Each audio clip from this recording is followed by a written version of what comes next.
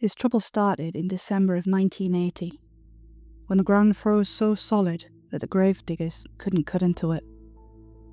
Peck Valley was a small place, with few deaths each winter, so the town just stored bodies in the old receiving vault until the spring. Birch, already lazier than usual in cold weather, built shoddier coffins than ever. He also ignored the failing lock on the vault door, slamming it carelessly each time. When spring came, the grave diggers had 9 bodies waiting. On a damp April morning, Birch began transferring them to their proper graves. By midday, though, the rain spooked his horse, and he stopped after burying just one, old Darius Peck, who lived to 90. He left the rest till later. He meant to continue the next day, starting with Matthew Fenner, but delayed until Good Friday, April 15th. Birch wasn't superstitious, but after that night, he never again worked on a Friday. That afternoon, he drove his horse and wagon to the vault to collect Fenner. He admitted he'd been drinking, not yet the steady drowning that came later, but enough to make him careless.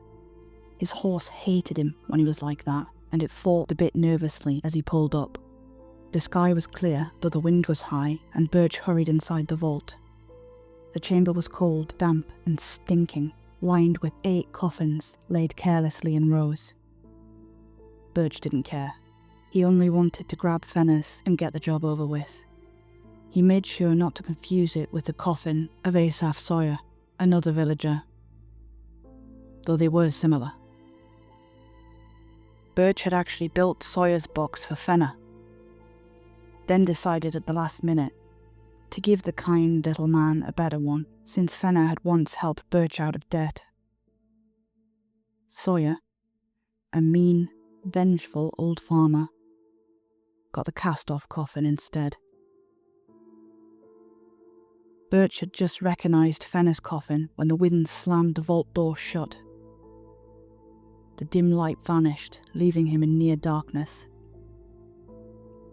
He cursed and stumbled towards the exit, but the latch was broken, jammed tight. He shouted, hoping the horse might somehow help, but the animal only whined. Birch was trapped. It was around 3:30.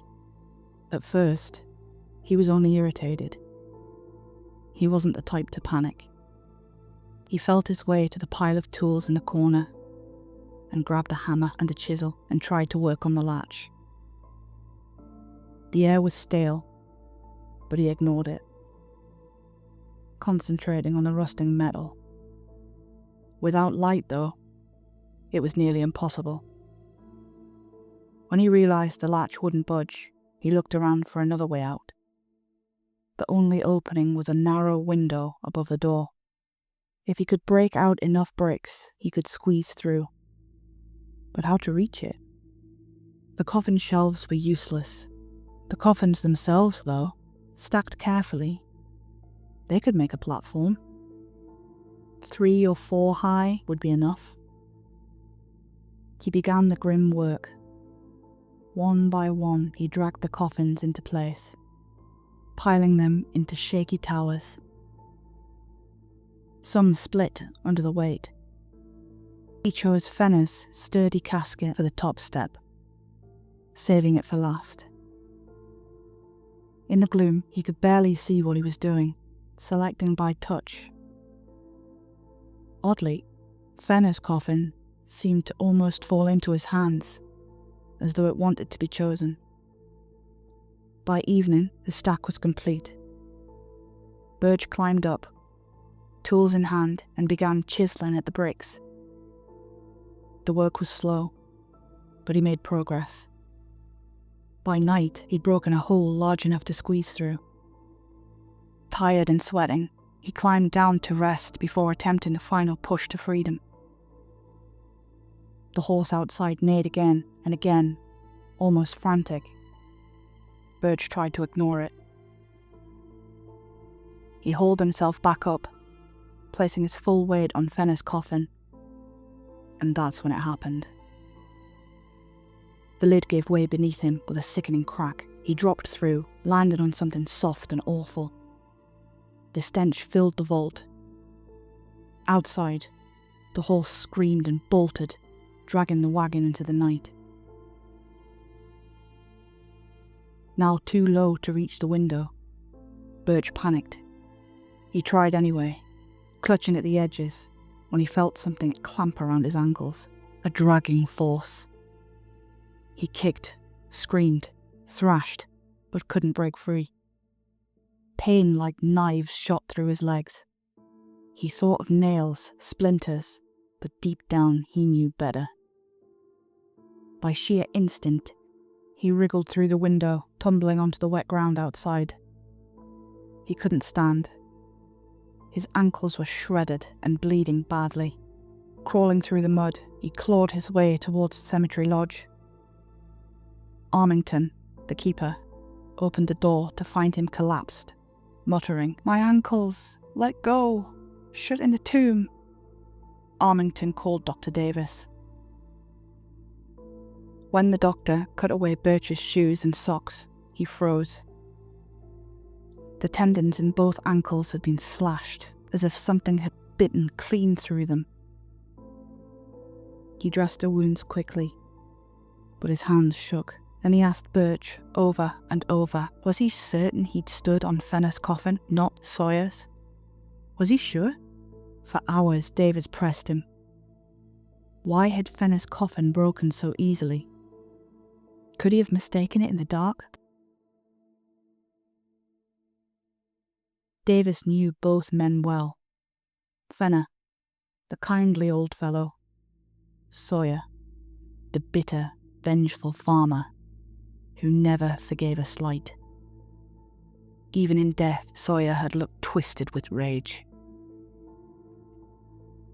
Finally, Davis told Birch to insist to everyone that the wounds were caused by splinters and nails. No one would believe anything else. He warned Birch never to let another doctor examine him. Birch obeyed, carrying the scars and the limp for the rest of his life. But the real scars were in his mind. He drank to forget. He twitched at the words Friday, tomb, coffin. He left the funeral trade, but something always gnawed at him. That night, after treating Birch, Davis took the lantern and went back to the vault. The broken bricks gaped around the window. The door opened easily from the outside. The doctor steeled himself and stepped in. What he saw made him cry out, then stumble back, retching. He fled to Birch's bedside, shook him awake, and hissed in his ear. "It wasn't Fenner's coffin. It was Sawyer's. I knew it when I saw the skull. His front teeth missing, just like in life.